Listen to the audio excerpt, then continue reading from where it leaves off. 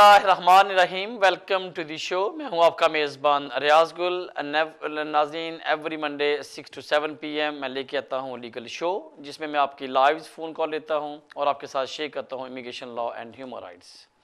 नाज़रीन, हमेशा की तरह अगर आपको या आपके किसी अजीज़ को इमिग्रेशन से जुड़ा कोई मसला हो तो आप कॉल करके अपना सवाल पूछ सकते हैं या फिर हमें ईमेल कर सकते हैं।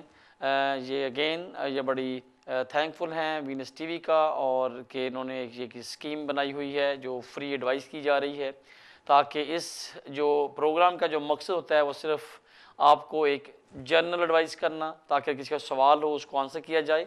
लेकिन अगर किसी को कोई डिटेल चाहिए, उनके लिए एडवाइस हमेशा ये होती है कि वो किसी लोकल सोलिसिटर को जाके मिलें, ताकि अपने तमाम डॉक्यूमेंट्स दें, उनको दिखाएं, ताकि वो आपको प्रॉपर एडवाइस कर सकें। क्योंकि अगर आपका केस कोई पेंडिंग है तो फिर अगेन वो एक स्टैंडर्ड टाइम होता है कि 6 मंथ में वो डिसाइड करते हैं। या अगर आपका कोई केस कोर्ट से या किसी का रिफ्यूज़ल हो जाए तो फिर क्योंकि रिफ्यूज़ल पे कोई देख लें, उनके तमाम स्टेटमेंट चेक कर लें या उसके पास प्रूफ किया है, तो वो थोड़ा सा डिटेल चीज़ें होती हैं। तो उसके लिए क्योंकि कुछ व्यूवर्स का या कॉलर्स का फिर थोड़ा सा गिला होता है, हम क्योंकि ये एक पब्लिक प्लेस पे बैठे होते हैं, हम आपको एक्नॉलेज करते हैं, रिस्पेक्ट करते हैं, लेकिन अनफॉर्चुनेटली उनको शायद मीट करना हमारे लिए तमाम एक्सपेक्टेशन को मुश्किल हो जाता है सम टाइम कि आपके रिफ्यूज़ल पे या किसी और बात पे इन्हें डिटेल एडवाइस किया जाए। ये जो प्रोग्राम का प्योरली एंड एंटायरली जो एक मकसद है, is not for the advertisement for the personality या पर्सन की या किसी डिपार्टमेंट की या किसी लॉ फर्म की, लेकिन इसका जो मकसद है वो सिर्फ़ और सिर्फ ये है कि एज ए कम्युनिटी आप लोगों की हम हेल्प कर सकें, एडवाइस कर सकें, लेकिन इस हमेशा उम्मीद के साथ कि आपको हमारी ये जो एफ़र्ट है, जो थोड़ा बहुत जो हम कंट्रीब्यूट कर रहे हैं अपनी कम्युनिटी में, आपको पसंद आता होगा। अगर आता है तो प्लीज़ अप्रिशिएट होना चाहिए, एक्नॉलेज हो रहा है, मच अप्रिशिएट, बहुत शुक्रिया। लोग इसमें कमेंट्स भी करते हैं, लेकिन अगेन इसमें इंतहाई पॉजिटिवली मकसद सिर्फ कम्युनिटी को या कंट्रीब्यूट करना और सिर्फ गाइड करना है। बाकी चीज़ों के लिए काफ़ी सारे हर जगह पे आजकल माशाल्लाह अवेलेबल होते हैं सोलिसिटर्स या रिप्रेजेंटेटिव, वो आपको एडवाइस करते रहते हैं। तो बढ़ते हैं आज की फर्स्ट कॉल की तरफ। जी फरमाइए। हेलो। अस्सलाम वालेकुम सर। जी वालेकुम अस्सलाम। जी रियाज साहब कैसे हैं आप? ठीक है। आपकी दुआ चाहिए, अल्लाह का शुक्र। सर मेरा नाम साजिद है, मैं रेडिंग से बात कर रहा हूँ। जी फरमाइए। जी मेरा सवाल ये है कि मैं ये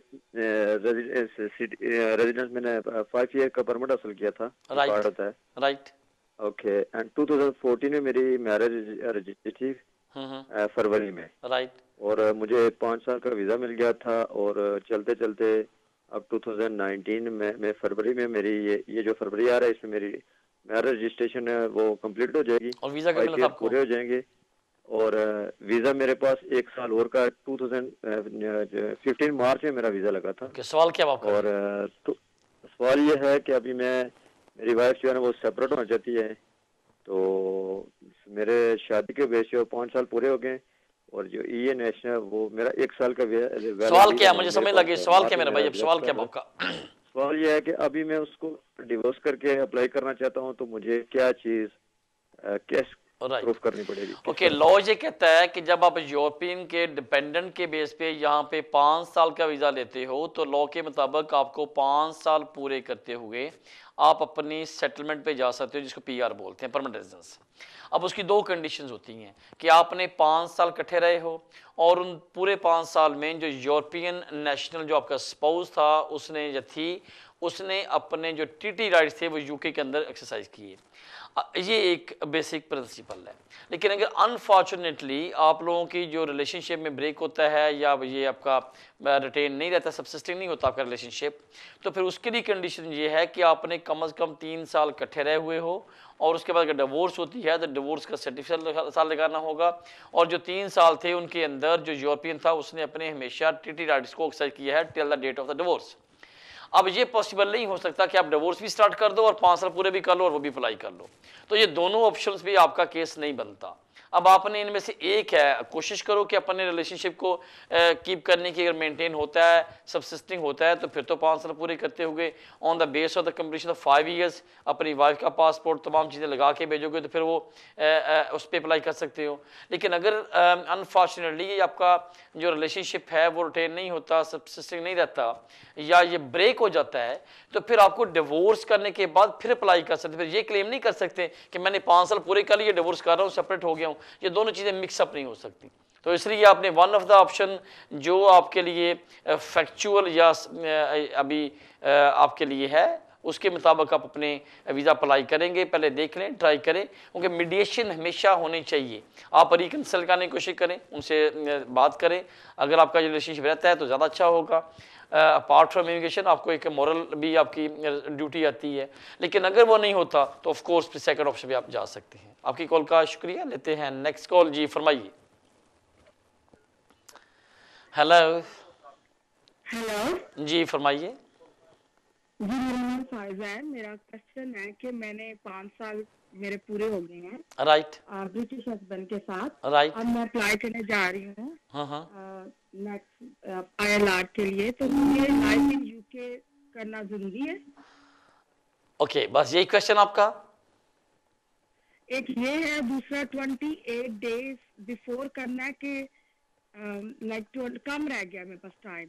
ओके ठीक। जो पहली बात ये है कि मैं आपके सेकंड सवाल का जवाब देता हूं। जब आपका वीज़ा ख़त्म हो रहा हो, अगर तो आपके 5 साल पहले मुकम्मल हो गए तो पहले अप्लाई कर दें। लेकिन अगर 5 साल आपके पूरे नहीं हुए और वीज़ा ख़त्म हो रहा हो तो फिर 28 डेज़, एक दिन पहले, 2 दिन पहले, या अप टू 28 डेज़ पहले अप्लाई कर सकते हैं। लेकिन 28 डेज से पहले अप्लाई नहीं कर सकते 5 साल पूरे हो ना हो रहे हों तो। अब जो दूसरा सवाल था जो पहले में पूछा आपने, उसका मतलब ये है कि जो लोग भी स्पाउस, ब्रिटिश स्पाउस के डिपेंडेंट के 5 साल पूरे करते हुए इंडेफिनिट अप्लाई करेंगे तो उनके लिए मस्ट है कि वो life in UK test pass करें और B1 पास करें। अगर उन्हें B1 से एग्जामिशन मिल सकती है, अगर उन्होंने यहाँ से कोई डिग्री की हो जो ग्रेजुएशन लेवल हो, या उन्होंने मास्टर किया हो, या अगर फॉरेन से डिग्री की है और उसकी भी जो इक्विवेलेंट है एंड मेथड ऑफ जो टॉट वाइज इंग्लिश था, तो तभी वो एग्जाम्प्ट होते हैं। अदरवाइज आपको ये दोनों सर्टिफिकेट पास करने होंगे for to apply for the indefinite leave to remain. ये दोनों चीज़ें पूरी करेंगे तब आप अप्लाई कर सकते हैं। आजकल ऑनलाइन एप्लीकेशन होती है, उसके बाद अगर आप चाहें तो उसको प्रायोरिटी बेस पे डाला जा सकता है ताकि आपके केस को with in 2 weeks to 4 weeks के अंदर डिसाइड किया जाए। तो यह पे डिपेंड करता है। बाकी चीज़ें पूरे करके हुए आप इनको दोनों डॉक्यूमेंट्स के साथ लगाएंगे तो आपको इंडेफिनिट यहाँ पे ग्रांट हो जाएगा। आपकी कॉल का शुक्रिया। लेते हैं नेक्स्ट कॉल। जी फरमाइए। जी वालेकुम अस्सलाम। Can I ask a question, please? Yeah, please go ahead. You are live now. You may ask a question, please.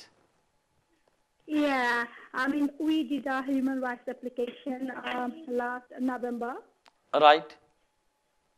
Yeah, then we had a biometric is about 3 weeks before, 27th of December. Right. But we didn't get anything yet, so how long it will take? So which application you made? Did you made the apply under the FLRFP or? Yes, yeah, my son is 7 years. Yeah, 7 years back. Okay, yeah. thank you for your call, madam. I think you just made the application now 3 weeks before. Normally this application takes 6 months. When you made the application, the Home Office, of course, they will send you the acknowledgement letter within 4 weeks' times. In that letter, they will clearly explain to you this matter will be decided within 6 months. So now I think you need to wait and see. The reason is the first, they are the procedural way. First, they will receive the application, they will take the money out, and then they will send the acknowledgement letter. Then they will send you the fingerprint, the biometric fingerprint, and then they will decide. But normally it takes 4 to 6 months. But within 3 months you can't get anything apart from maybe just only you expecting an acknowledgement letter by or the biometric certificate letters from the Home Office. Otherwise just wait and see. Thanks for your call. बढ़ते हैं next call की तरफ। जी फरमाइए। Hello. Hello. Hello जी फरमाइए। जी जी अस्सलाम वालेकुम जी, मैं doctor रजा हूँ जी मेरा नाम। जी डॉक्टर साहब फरमाइए। रियाज साहब, thank you for attending the call. आपको वेलकम। थोड़ी सी हिस्ट्री बता देता हूँ। Please. मैं यहाँ पर 95 में आया और 2000 में हमारी सारी फैमिली को ILR मिल गया। 2000 में right we are family of 5 Right. Children and husband and wife. Right. मैं उसके बाद पाकिस्तान वापस चला गया क्योंकि मैं सर्विस अपनी कॉन्ट्रैक्ट पूरी करनी थी। राइट। मैं जब वापस आया दोबारा 2012 में, हम्म और उसके बाद मेरी फैमिली ने मुझे ज्वाइन किया 2014 में। हम्म अब ऐसे है कि 5 इयर्स होने के बाद हम अप्लाई कर सकते हैं फॉर ब्रिटिश सिटीजनशिप। यप। मेरे साथ प्रॉब्लम ये हुआ कि मेरी जो क्वालिफाइंग पीरियड है उसमें मैं पाकिस्तान आता करता रहा, तो वो मेरे उसमें थोड़ी सी 4 डेज से ज्यादा हो जाते थे, इसलिए मैं अप्लाई नहीं कर सका। मेरा जो एक बेटा और एक मेरी मेरी जो वाइफ है, इन दोनों का ड्यू है 5 इयर्स हो जाएंगे सितंबर में, राइट। 2019 में। मेरे 2 बच्चों को ऑलरेडी मिला हुआ है, दे आर ब्रिटिश, उनको पासपोर्ट के वो पैदा हुए थे। राइट। नो क्वेश्चन ये है कि मेरे वाइफ और मेरा बेटा, ये तो इनके 5 साल हो जाएंगे सितंबर में, they can apply for their citizenship. Okay, so what is your मेरे जो क्वेश्चन? है अभी भी क्वालिफाइंग पीरियड से थोड़ा सा ज्यादा हो जाता है, एक्सीड कर जाता है, लेकिन जब ये क्वालिफाई करेंगे तो अक्टूबर में मेरे 7 इयर्स पूरे हो जाएंगे। इस 7 इयर्स में मैं क्वालिफाई करता हूँ, वो जो 730 डेज का शायद होता है क्या है। राइट। अब आपसे क्वेश्चन ये है कि हमें इकट्ठे अप्लाई करना चाहिए या अलग अलग अप्लाई करना चाहिए? मुझे 7 इयर्स के बेसिस पे करना राइट। चाहिए? डॉक्टर साहब थैंक यू आपकी कॉल का। मैं आपका सवाल समझ गया, आप चाहिए? टीवी पे सुने please if you don't mind. मैं आपका सवाल समझ गया। सबसे पहले जो thank you for give the details of your back history of your immigration.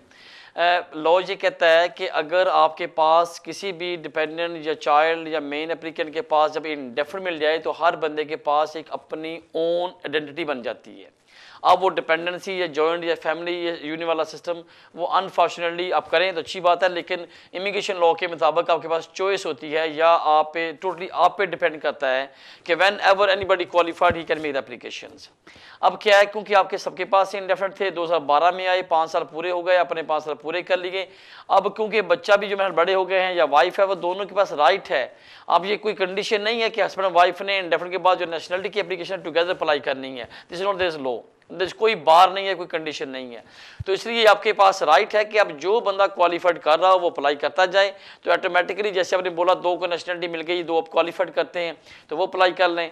लेकिन अब जो आपने बोला कि 5 साल के बाद या 7 साल के बाद, हमेशा वही बार जो कंडीशन आती है कि आपने 1 साल में 90 से ज़्यादा बाहर नहीं रहना, टोटल जो आपके 450 डेज बनते हैं, अगर वो आप उसको मीट करते हुए जब भी आप पूरे कर लें, लेट्स से अगर आपने 12 में नहीं कर सके, 13 में कर लिया, फिर 14 में नहीं कर सके, लेकिन 15 से ऑनवर्ड आप कर रहे हो, तो जब आपके 5 साल पूरे होंगे तो आप उस वक्त अपनी नेशनलिटी अप्लाई कर सकते हो। तो इसलिए आपके पास अब ओपन ऑप्शन है, इधर you can make the application together और आप 1 बाय 1 अप्लाई कर लें, इसमें कोई कंडीशन कोई बार नहीं है। तो आप फ्री ऑफ माइंड आप जो करना चाहते हैं आप अप्लाई कर सकते हैं। आपकी कॉल का शुक्रिया। नाज़रीन, टाइम का ब्रेक का, स्टे विद अस, मिलते हैं वक्फे के बाद।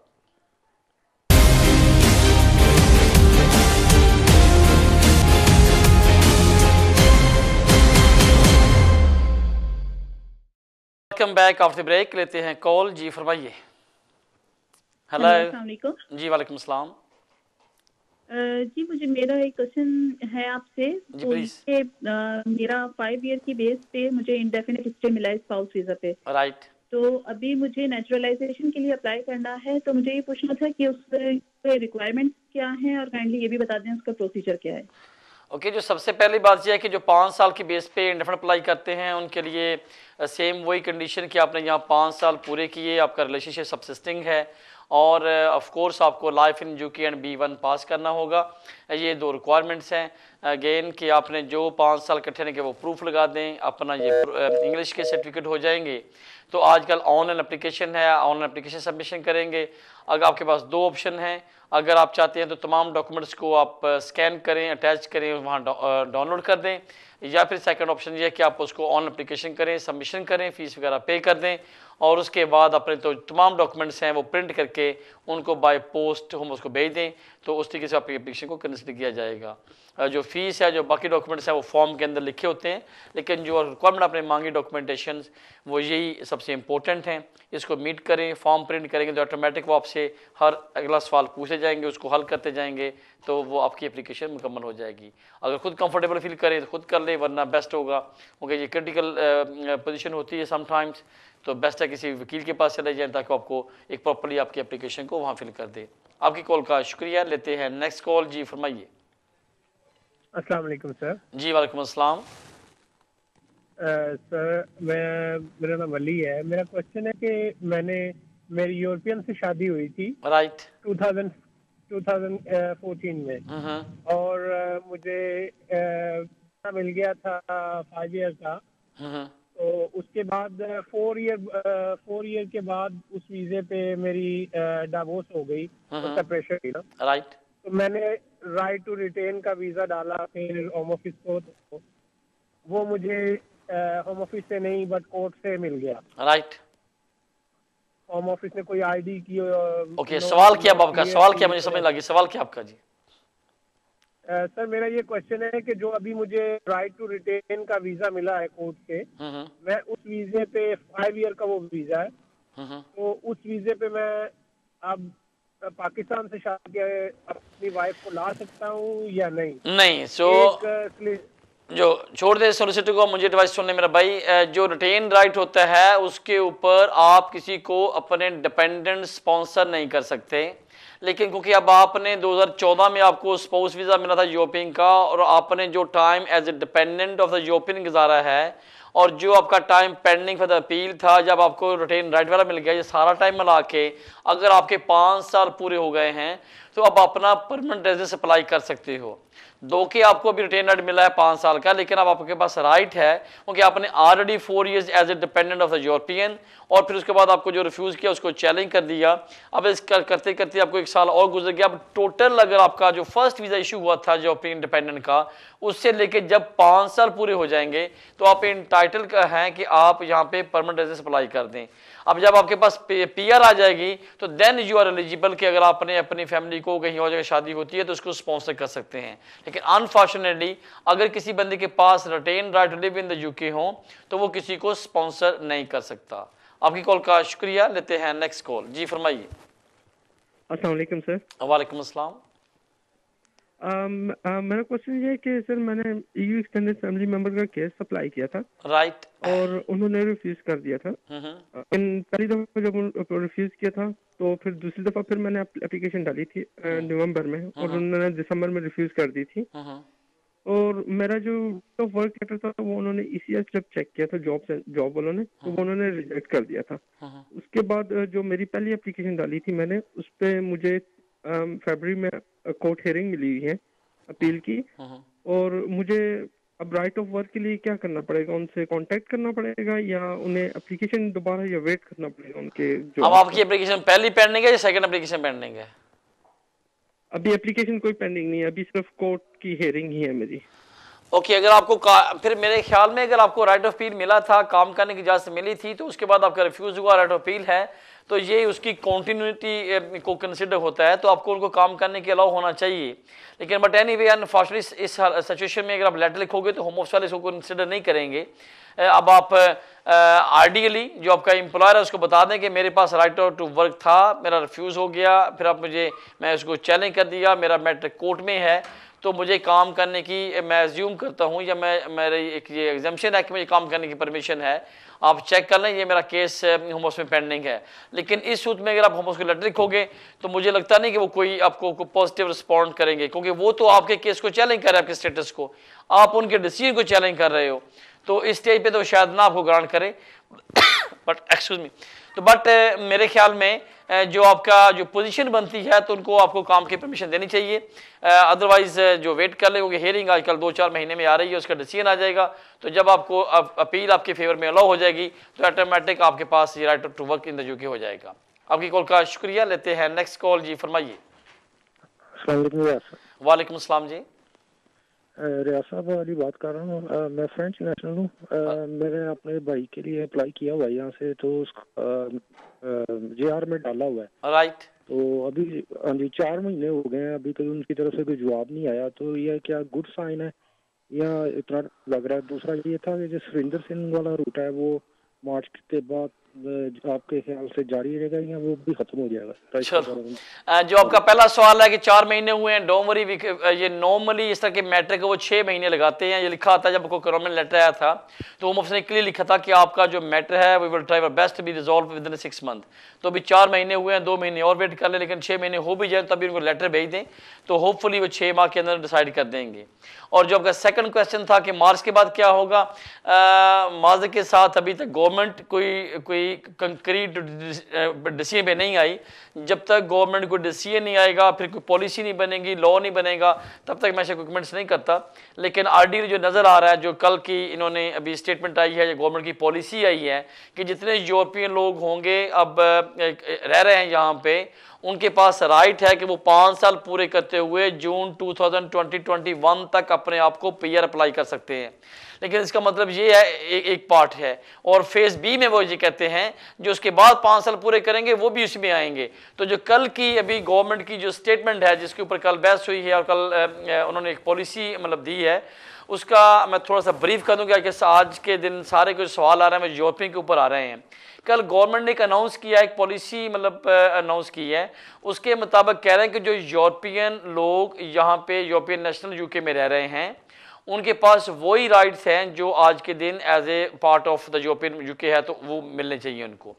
लेकिन अगर मार्च में हम लोग ब्रेग्जिट से बाहर भी आते हैं, तब भी उनको एक ग्रेस टाइम दिया है अप टू 2021 जून तक, 2 साल का, कि जो लोग उस वक्त तक 5 साल पूरे कर लेंगे वो भी अपने आप को यहाँ पे सेफ और सिक्योर समझे और उसके बाद 5 साल पूरे करते हुए अपना वीज़ा अप्लाई कर सकते हैं। लेकिन लेट्स से अगर किसी लोगों ने 18 में आए हैं या 90 में भी आए हैं, तो वो भी क्वालिफाइड करेंगे 2021 के बाद भी उनके पास टाइम है। वो फेज़ बी उसको बोला उन्होंने, वो फेज़ बी में अपनी 5 साल पूरे करते हुए अपने आप को यहाँ पे सेटलमेंट के लिए अप्लाई किया जा सकता है। तो इसलिए जो तमाम लोग यूरोपियन वाले जिन लोगों के क्वेश्चन हैं, आप थोड़ा स्कूल रहें, रिलैक्स हों, ये सेम ही कंसिडर हो रहा है अभी तक। और कोई और पॉलिसी ना आई तो सबको सेम ही कंसिडर किया जाएगा। आपकी कॉल का शुक्रिया लेते हैं। नेक्स्ट कॉल जी, फरमाइए। वालेकुम अस्सलाम जी। जी पूछना है, ये वर्क परमिट का जो वीजा है, इसमें कोई कानून में कोई तब्दीली आई है या वही पुराना कानून है? पहले तो काफी सख्त था, कोई नरमी आई है इसमें? दुआ करें, हम भी कोशिश कर रहे हैं, आप भी दुआ करें, अल्लाह करे नरमी है, लेकिन अभी तक तो नहीं आई। लेकिन अगर ब्रेग्जिट होता है तो ऑफ कोर्स इनको एक जो लॉट ऑफ जो मेरा वैक्यूम आएगा उसको फिल करना पड़ेगा। हमारी एज ए सोलिसिटर्स, क्योंकि हम लोगों के देख रहे होते हैं बेचारे जो सफ़र कर रहे हैं, स्पेशल जो बिजनेस पीपल। अब हुआ ये था कि 2012 में या 10 से लेकर 12 तक इन्होंने इतनी जो नॉन यूरोपियन के लिए इतनी सख्त पॉलिसी बनाई है। इनका ख्याल ये था कि यूरोपियन लोग यहाँ पे आएंगे, वो इसको कवर कर जाएंगे और हम एशियन को या जो नॉन यूरोपियन को बाहर निकालते हैं, ताकि सारे ब्लॉक लगा दिए, बैरियर्स लगा दिए। अब लोग स्टॉप कर दिए। अब क्या हुआ कि जब 12 से लेके ऑनवर्ड 18 तक ये देखा कि अब यूरोपियन काफ़ी ज़्यादा हो गए, अब ये कहते हैं ये हमारे लिए सूटेबल ऑप्शन नहीं है। गवर्नमेंट ने सोचा, अब क्या हो रहा है कि यूरोपियन को ये पुश कर रहे हैं कि वापस जाएंगे, या अगर ब्रेग्जिट होता है तो हम बाहर आते हैं, एशिया से कोई आ नहीं रहा, तो ऑफ कोर्स यहाँ पे वैक्यूम आएगा। इनको फिल करने के लिए they have to consider, they have to make a policy.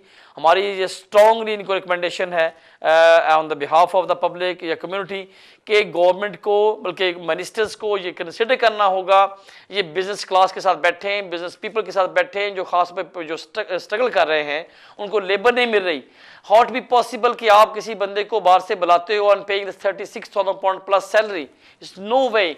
आपको एक काम करने के लिए जो चीज़ें फॉल कर रही हैं, आपको जो टेक्निकल्स लोग बुलाने पड़ेंगे जो आपको काम करने के लिए, ये इनको they have to consider the policy. Otherwise बेचारे जो बिजनेस क्लास है, they are suffering a lot. वो खुद ही दुकान पे खड़े होते हैं, काम कर रहे हैं, for how long they can do.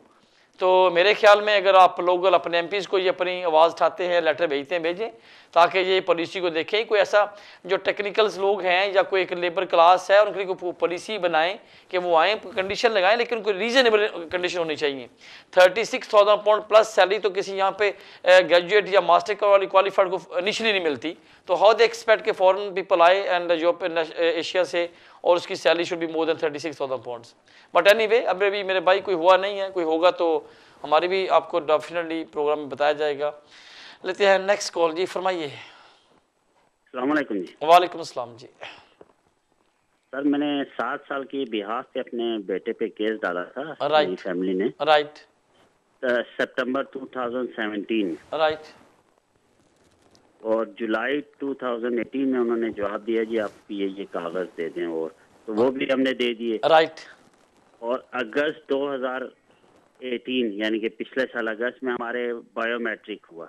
Okay. तो अभी उस जवाब नहीं आया। क्या मैं अब 1 साल 4 महीने हो गए हैं, जॉब अप्लाई कर सकता हूँ उधर से नहीं मेरे भाई, सॉरी, थैंक यू, मैं आपका सवाल समझ गया। अनफॉर्चुनेटली अगर आप on the base of the 7 year child concession policy application करते हो अंडर FLR-FP, तो आप वर्क परमिशन के लिए अप्लाई नहीं कर सकते। ये सिर्फ वर्क परमिशन की जो अथॉरिटी आती है, जो इनको कंसेशन मिलती है, वो सिर्फ only those people they make the application for asylum and the case is pending for more than 12 month, then वो अप्लाई कर सकते हैं। लेकिन अब क्योंकि आपने बोला कि साल हो गया है, अब आप मेरे ख्याल में आपके पास दोनों ऑप्शंस हैं। आप लेटर लिखें, उनको ईमेल करें, अगर अप्लाई नहीं करते तो then go to the local your MP, उन्हें कहेंगे लेटर लिखें। अगर MP का लेटर जाएगा तो most likely with in 2 weeks to 4 weeks के अंदर वो अप्लाई करेंगे। इधर दे विल से कि हम अप्लाई कर रहे हैं या क्या मैटर है, कम से कम आपको अपने केस के बारे में एक अपडेट मिल जाएगा। लेकिन अगर साल से ज़्यादा हो जाए और फिर उसके बाद ये MP का लेटर जाए फिर भी कंसिडर ना करें, देन आपके पास बेस्ट ऑप्शन है कि आप उनको लेटर बिफोर एक्शन दें और कोर्ट में जाके बताएं कि साल से 1.5 साल हो गया, बच्चे हमारे स्ट्रगल कर रहे हैं, हम सफ़र कर रहे हैं, and we are qualified for this applications, why not you consider my applications. तो आपके पास राइट है, आपको कोर्ट में चैलेंज किया जा सकता है। आपकी कॉल का शुक्रिया, लेते हैं नेक्स्ट कॉल। जी फरमाइए। अस्सलाम वालेकुम। वालेकुम अस्सलाम जी। जी वैसे मेरा क्वेश्चन ये था कि मेरी वाइफ का visa as a spouse visa है जो कि एक्सपायर हो रहा है अप्रैल 2019। राइट। और जो हमारे पास हम अप्लाई करें 18,600 की पॉलिसी में फॉल कर रहे हैं तो उसके लिए कंपनी की डायरेक्टर है मेरी वाइफ, और उनका जो फाइनेंशियल ईयर है नवंबर 2017 टू अक्टूबर 2018 है जो कि उन्होंने डिक्लेयर करना है। लेकिन उसमें जो सैलरी ले रही है, और मैं भी उसी कंपनी की सैलरी लेता हूँ, मैं डायरेक्टर हूँ लेकिन मैं 100% शेयर होल्डर नहीं हूँ। सवाल क्या, मैं समझ गया जी, सवाल क्या? 600 नहीं हो रही है उसमें। तो अभी अकाउंट के वो कहते हैं कि आप के अभी CT 600 सबमिट नहीं कराया, आप डिविडेंड ले सकते हो, लेकिन अभी अक्टूबर जा चुका है, तो क्या मैं अभी अपना डिविडेंड अगर मेरी वाइफ लेती है? ओके मेरा भाई, थैंक यू, आपके सवाल क्या मैं समझ गया। देखिए गौर से सुने, जब अगर आप अपनी फैमिली कंपनी के डायरेक्टर हों और अपनी फैमिली कंपनी से सैलरी ले रहे हों और वो भी अनफॉर्चुनेटली आप रेगुलर नहीं ले रहे, एंड ऑफ द ईयर्स आप डिविडेंड में की शक्ल में ले रहे हो, तो then they will raise a lot of questions. आप अब याद रखें कि जब अपने अप्लाई करना है तो वो फॉर्म के अंदर 2 फेजेस हैं, A एंड B। अब आप B फेज में जा रहे हो कि आप खुद एक फैमिली कंपनी के डायरेक्टर हो, सैलरी ले रहे हो और प्लस आप डिविडेंड ले रहे हो, और डिविडेंड भी उस वक्त ले रहे हो जब एक क्रिटिकल सिचुएशन आ गई कि आपके पास शॉर्टफॉल ऑफ इनकम आ रहा है और आप साल के एंड पे जाके to just meet this criteria, इस पे वो सस्पिशियस हो सकते हैं। बट एनीवे लॉ अलाउ करता है, आपके पास राइट है। अब आपने 2 चीज़ें प्रूव करनी होंगी। अगर तो आप सिर्फ कंपनी में किसी और कंपनी में हो एम्प्लॉय, तो आपने सिर्फ पे स्लिप और बैंक स्टेटमेंट देनी होती है as a proof of income and source of income. लेकिन अब आप कंपनी के भी आपको डॉक्यूमेंट्स देने पड़ेंगे, एक लिस्ट ऑफ डॉक्यूमेंट्स है। सो मेक श्योर करें कि जब आपने अब वीज़ा अप्लाई करना हो तो या तो आप इंतहाई कॉन्फिडेंट हो, खुद कर सकते हो, या किसी भी लोकल सोलिसिटर के पास चले जाएं, उन्हें प्रॉपरली वो तमाम list of documents tick box आपने पूरे करने हैं। इट मीन्स कि आपने अपनी इनकम प्लस आपकी जो कंपनी जो आपको पे कर रही है उसकी तमाम डॉक्यूमेंटेशन जो है वो एक लिस्ट है। अनफॉर्चुनेटली मैं शायद इतना ही बता सकता हूँ, तो उसको लिस्ट को आपने प्रोड्यूस करना है विद योर एप्लीकेशन, क्योंकि आपने एम्प्लॉयर और एम्प्लॉय दोनों सेम पर्सन है, कंपनी है, फैमिली है। तो मेरे ख्याल में थोड़ा सा मुश्किल नहीं है, लेकिन मेक श्योर करना कि इसको डोंट टेक इट ईजी, ताकि ये ना हो कि फिर मसला बन जाए। आप डॉक्यूमेंटेशन करते हुए पूरी एहतियात करनी चाहिए आपको। आपकी कॉल का शुक्रिया। नाज़रीन टाइम का ब्रेक का, स्टे विद अस, मिलते हैं वक्फे के बाद।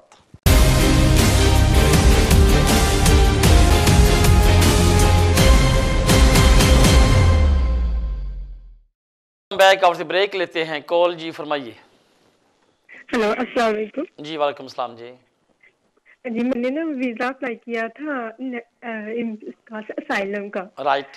तो मुझे उन्होंने लीव टू रिमेन 5 साल का दे दिया था, तो जो खत्म होगा 2020 में। तो मुझे उसके बाद मिल जाएगा इंडेफिनेट। तो क्या इंडेफिनेट के फौरन बाद मैं पासपोर्ट अप्लाई कर सकती हूँ? अब मुझे बताएं कि जब आपने वीजा अप्लाई किया था सालम का, उससे पहले आपके पास वीजा कौन सा था? जहाँ पे स्टूडेंट था। स्टूडेंट। अब और कभी अब इलीगल हुई कि कभी वीजे के बगैर तो नहीं जहाँ पे रही थी? यहाँ पे बीच में कुछ अर्सा था। हाँ। 2-3 साल। अब लॉ मैडम ये कहता है कि आपने अगर यहाँ पे 5 साल पूरे कर लें और आपको इंडेफिनेट मिल जाए और इसके 1 साल के बाद आप नेशनलिटी अप्लाई कर सकते हैं। लेकिन एक साथ साथ एक कंडीशन है, प्रोविजन ये कहती है कि आपने जब से यूके में रह रहे हो तो आपने ये प्रूव करना है कि you never be illegal and overstay in the UK even one single one day. तो मुझे लगता है कि क्योंकि आपने उससे पहले आपके पास वीज़ा नहीं था, असाइलम क्लेम किया, तो बट आपको इंडेफिनिट मिल जाएगा। लेकिन इंडेफिनिट के बाद आपने 10 साल पूरे करने हैं from the date of the first you was granted leave to remain in the UK as a refugee. तो वो चेक कर लेंगे जब भी आपको अगर 50 में वीज़ा मिला था तो it means you will be qualified for the nationality of the British passport in 2025 में। तो 10 साल पूरे करने वो कंडीशन है, वो भी आपने पूरी करनी होगी। ये तमाम व्यूवर्स के लिए अगेन ये सवाल बड़ा कॉमन सा है, 5 साल पूरे करने पे आपको इंडेफिनिट मिल जाएगा। लेकिन सेकंड साथ जिसकी जो सेकंड कंडीशन है वो ये कहती है कि अगर आप यूके में रह रहे हो मोर देन 5 ईयर्स 10 ईयर्स, तो आपने 10 साल का अपना नीट एंड क्लीन जो है वो रिकॉर्ड देना है कि आप 10 साल से at least you been legal in the UK. अगर 10 साल वो पूरे हो रहे हों तो तब आप अपनी नेशनलिटी की एप्लीकेशन कर सकते हो। साथ ही साथ कोई आपके खिलाफ कोई किसी किस्म का अनफॉर्चुनेटली कोई आपके खिलाफ CCJ ना हो, काउंटी कोर्ट जजमेंट ना हो, आपके खिलाफ कोई पुलिस क्वेश्चन ना हो, तो कोई आपका ऑफेंस ना हो, तो यस 10 साल पूरे करते हुए आप क्वालिफाइड करेंगे नेशनलिटी के लिए। आपकी कॉल का शुक्रिया। लेते हैं नेक्स्ट कॉल। जी फरमाइए। हेलो जी, वालेकुम अस्सलाम साहब। सॉरी, मैं डॉक्टर रजा बोल रहा हूँ दोबारा। जी डॉक्टर साहब प्लीज। हाँ, मैंने आपसे वो जो क्वालिफाइंग पीरियड की बात की थी उसमें एक बात की वजाहत नहीं मुझे मिल सकी थी। प्लीज। मेरा जो बेटा है और जो मेरी वाइफ है वो तो सितंबर में उनके 5 इयर्स हो जाते हैं पूरे, वो अप्लाई कर लेंगे। राइट। मेरे 7 इयर्स पूरे होते हैं अक्टूबर में, और क्योंकि मेरे 5 इयर्स के पूरे करने में वो ब्रैकेट में मेरी एब्सेंसेस ज्यादा हो जाती हैं। राइट। तो मेरे पास 2 ऑप्शन है कि या तो मैं 7 इयर्स के बेसिस पे अप्लाई करूं या मैं वेट करूं। ये 7 इयर्स डॉक्टर साहब कौन से 7 इयर्स की बात कर रहे हैं आप? Which 7 years talking about? क्या है और डिसएडवांटेज क्या है? 7 इयर्स की कोई डिसएडवांटेज तो नहीं है? नहीं सॉरी डॉक्टर साहब, what you talking about the 7 years? क्या मतलब है 7 इयर्स का? कोई इंडेफिनिट के बाद 7 इयर्स पूरे वाला कोई लॉ नहीं है मेरे भाई। नहीं, वो इस तरह में कि आप 5 इयर्स करें या 7 इयर्स में आपके 730 डेज होने चाहिए। Okay thank you. वो एक ही बात है जो मैंने कहा था कि आपने पर 90 डेज पर ईयर के हिसाब से कैलकुलेशन करना है, बट उसके बावजूद ये कंडीशन कहती है कि आपने किसी भी साल मोर देन 90 डेज यहाँ से आउट ऑफ कंट्री नहीं रहना। लेकिन अगर आपने कोई टाइम किसी दिन गुजारा हो स्पेशल आखिरी साल में तो बिल्कुल एक्सेप्टेबल नहीं। अगर उसे किसी 2 साल पहले, 3 साल पहले, 4 साल पहले या 5 साल पहले किसी एक ईयर में गुजारा भी हो, उसकी एक रीज़नेबल आपके पास कोई एविडेंस है या कोई रीज़न है प्रॉपर, तो आप उसको बता दें तो फिर कंसिडर किया जा सकता है। लेकिन ये पॉसिबल नहीं है कि आप बोलें कि 9 ईयर्स के अंदर मैं 90 को 9 के साथ मल्टीप्लाई करूँगा तब फॉल कर जाएंगे। ये थोड़ी सी एक एम्बिग्यूटी है अनफॉर्चुनेटली। बट मेरी आपको just to make your life simple and straightforward मेरी आपको एडवाइस होगी कि अगर आपने आपको प्लान कर लिया, आपने यहाँ पे रहना है, आप यहाँ पे रह रहे हैं, बीवी और बच्चे का अप्लाई कर दें, और आप देख लें कि जब भी अगर 5 साल आखिरी 5 साल में 90 से ज़्यादा टाइम नहीं आता तो अप्लाई कर लें। लेकिन आखिरी साल में अगर 90 से ज़्यादा ना हो और आखिरी 5 साल में आपके 450 से ज़्यादा ना हो तो आप अप्लाई कर सकते हैं। इसलिए वो 7 साल कर लें या 5 साल कर लें, उसको मेरे ख्याल में प्लस माइनस आप खुद कर सकते हैं। इन दोनों सूरतों में जौन सी आपको ऑप्शन सूट करती होगी तो आप क्वालिफाइड कर जाएंगे, आप अप्लाई कर सकते हैं। आपकी कॉल का शुक्रिया। लेते हैं नेक्स्ट कॉल। जी फरमाइए। वालेकुम सलाम जी। हमने 7 ईयर की बेस पे अप्लाई किया था, हमारी पूरी फैमिली को लीव टू रिमेन मिलेगा 2.5 साल का वीज़ा। राइट।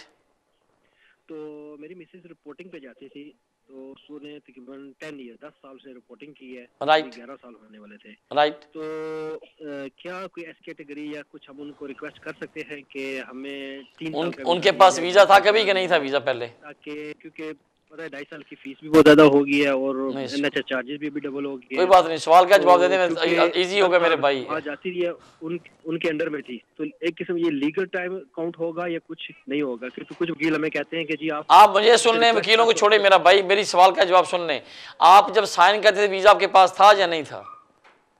नहीं, उस टाइम हमारे पास वीज़ा नहीं था। थैंक यू मेरे भाई। मैं जिससे भी एडवाइस लें उससे उसकी एडवाइस लें, मुझे हमेशा कंपेयर नहीं करोगे बाकी वकीलों के साथ। ओके, अब लो वीज़ा आपको ये मिला है कि आपने यहाँ टाइम गुजारा, बच्चे के साथ 7 साल पूरे कर लिए, आपको 2.5 साल का वीज़ा मिल गया। अनफॉर्चुनेट डू अंडरस्टैंड कि फीसें बढ़ गई हैं, लेकिन ये आपको out of the immigration rules 2.5 साल की लीव मिली है। आपने 2.5 साल की 10 साल पूरे करने हैं, तब आप क्वालिफाइड करोगे इंडेफिनिट के लिए। अगर कोई लोग साइन कर रहे थे, साइनिंग का मतलब लीगल लीव नहीं होती, वो एक रिपोर्टिंग होती है कि आप वहाँ से मूव नहीं कर रहे, कंडीशंस होती हैं। बट अनफॉर्चुनेटली जो सवाल था, आपने जब आपको 2.5 साल का वीज़ा मिला है उस डेट से लेके 10 साल पूरे करने हैं, तब आप अपने इंडेफिनिट के लिए क्वालिफाइड करोगे। आपकी कॉल का शुक्रिया। लेते हैं नेक्स्ट कॉल। जी फरमाइए। अस्सलाम वालेकुम सर। वालेकुम अस्सलाम जी। जी मेरा क्वेश्चन है कि वाइफ और मेरे बच्चे जो है डिपेंडेंट वीजा पे हैं, राइट। तो कुछ जॉब की टेम्परेरी मूव की वजह से 8-9 मंथ्स हम आयरलैंड चले गए थे, राइट। तो जो उनका कंटिन्यूटी पीरियड है 5 साल का, वो डिस्काउंट हो जाएगा या कंटिन्यू रहेगा? वो पहले किस वीजे पे, यूरोपियन वीजे पे थे, डिपेंडेंट थे जी? नहीं इस पे नॉन ईयू पे। नॉन ईयू के मेरे ख्याल में हाँ, क्योंकि आप भी साथ उनके थे, तो ये लॉ ये कहता है कि अगर आपने यूरोपियन लॉ और जो ब्रिटिश लॉ, क्योंकि ये मिक्स दोनों चीज़ें हो रही हैं कि आपने पहले यहाँ पे टाइम गुजारा, फिर आप यूरोप में चले गए, फिर दोबारा वापस आ गए, तो क्योंकि आप वो हमेशा आपका जो रिलेशनशिप है सबसिस्टिंग था, इकट्ठे रहे हो, और आपने 5 साल पूरे कर लिए, एंड जो आपकी वाइफ है उसने as a dependent of the European British आपके 5 साल पूरे किए हैं, तो ये दोनों hosting country and home country दोनों को मिलाकर 5 साल पूरे हों तो वो भी अप्लाई कर सकते हैं। अब इसमें जो जब आप आयरलैंड में गए थे तो आप वहाँ पे एक होस्टिंग कंट्री में गए थे, वहाँ भी इकट्ठे थे, आपने काम किया, फिर वापस आ गए आप होम कंट्री में, जो पहले टाइम गुजारा था वो भी, ये तीनों जो फेजेस का time, beginning then move and then again reenter, तो तीनों को मिला के 5 साल पूरे हों तो आप इंडेफिनिट के लिए क्वालिफाइड करते हैं। आपकी कॉल का शुक्रिया लेते हैं। नेक्स्ट कॉल जी, फरमाइए। अस्सलाम वालेकुम। वालेकुम अस्सलाम जी। जी मेरा नाम मोहम्मद नईम है, मैं अपने भाई के मुतालिक सवाल पूछना चाहता हूँ। मेरा भाई जो है 2000 में यहाँ से गया है स्टूडेंट वीजे पे, राइट। तो उसकी गर्लफ्रेंड है यूरोपियन जो स्पेनिश है, राइट, वो यहाँ पे काम करती है, राइट। तो मुझे ये मालूम करना है कि वो शादी का केस अगर उसने डालना है तो यहाँ से क्या डॉक्यूमेंट्स को प्रोवाइड करना पड़ेगा, और दूसरे नंबर पे कि वो स्पेन के एम्बेसी में जमा कराएगा या यूके में, क्योंकि उसकी जो गर्लफ्रेंड है वो यहाँ यूके में रह रही है 18,000 प्लस। और आपका भाई कहाँ पे है? भाई पाकिस्तान में। ठीक, देखिए जहाँ पे बंदा रह रहा होता है वहाँ पे वीज़ा अप्लाई किया जाता है। आपकी उनकी जो मिसेज है वो यहाँ पे रह रही है, गर्लफ्रेंड, उसने शादी करनी है। अब अगर वे यहाँ जैसे पाकिस्तान जाती है, वहाँ जाके शादी करते हैं, तो वहाँ पे फिर वो अपना स्पाउस वीज़ा अप्लाई करेगा।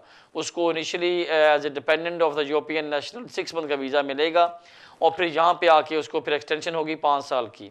अब इसमें जो मेन रिक्वायरमेंट है, इनका रिलेशनशिप है, शादी होती है। सेकंड, वो जो यूरोपियन नेशनल है वो यूके में रहते हुए अपने जो यूरोपियन ट्रीटी राइट्स है उसको एक्सरसाइज कर रही है। उसका मतलब कि वो काम कर रही है, उसकी पे स्लिप्स हैं और बैंक स्टेटमेंट, और उसके पास सफिशेंट अकोमोडेशन है, ये चीज़ें पूरी कर रहे हैं। इसका रिलेशनशिप है, रेगुलर कॉन्टैक्ट्स है, कम्युनिकेशंस प्रूफ, अगर सारे लगा के अप्लाई करेंगे तो उनको एप्लीकेशन यूके से की जा सकती है।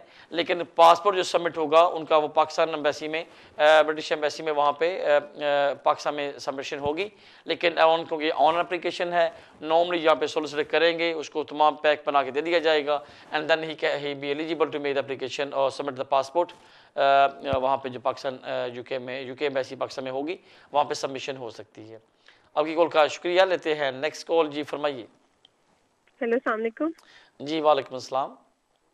जी मैंने पूछना था कि मैंने अपनी फैमिली के साथ असाइलम का केस डाला हुआ है, राइट, और मेरी सिबलिंग्स भी हैं, और वो लोग 6 इयर्स हमें हो गए अभी, राइट, तो 7th ऑलमोस्ट शुरू हो गया हमें, राइट। तो अभी हमारा जो केस है वो हाई कोर्ट में है, और मतलब कि अभी हमें नेक्स्ट क्या करना चाहिए? अभी वहाँ से तो कोई जवाब नहीं आया, तो 7 इयर्स की बेसिस पे हमें अप्लाई करना चाहिए अभी या नहीं करना चाहिए? अब आपके पास दोनों ही ऑप्शन होंगे। आपका असाइलम का केस पेंडिंग है विद हाई कोर्ट, उसके सेम साथ साथ आपके बच्चों के साथ रहते हुए यहाँ पे आपकी फैमिली को 7 साल पूरे हो गए हैं, तो ऑफ कोर्स को लॉ ये अलाउ करता है कि आपने 7 ईयर्स की बेस पे अप्लाई कर लें।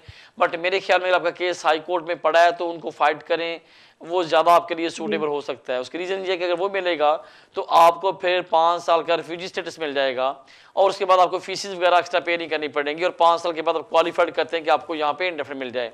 लेकिन अगर आप अपने 7 साल की बेस पे अप्लाई करोगे तो फिर आपको 2.5 साल का वीज़ा मिलेगा, और हर 2.5 साल की आपको 4 एक्सटेंशन लेना पड़ेंगी, और हर दफ़ा फीस पे करनी पड़ेगी, और 10 साल के बाद आपको इंडेफिनिट मिलेगा।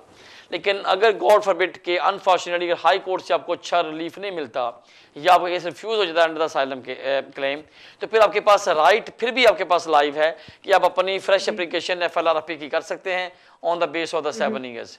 तो इसलिए मेरे ख्याल में इस जो ऑप्शन को हमेशा सेफ रखें। Let the fight for the two the high court first.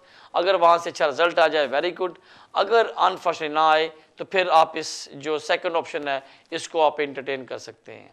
आपकी कॉल का मैंने आपसे ये पूछना था कि जो हाई कोर्ट की ड्यूरेशन होती है डिसीजन की, वो कितनी देर होती है, कितनी देर में जवाब ये डिपेंड करता है, लेकिन नॉर्मली 4 to 6 मंथ होते हैं। अगर आपका केस पेंडिंग पड़ा है, वेट करें, आपके वकील से राब्ते में रहें, वो आपको इन्फॉर्म कर देगा। आपकी कॉल का शुक्रिया, लेते हैं नेक्स्ट कॉल। जी फरमाइए। हेलो, कंट्रोल से चेक करें कॉल आ रही कि नहीं। हेलो,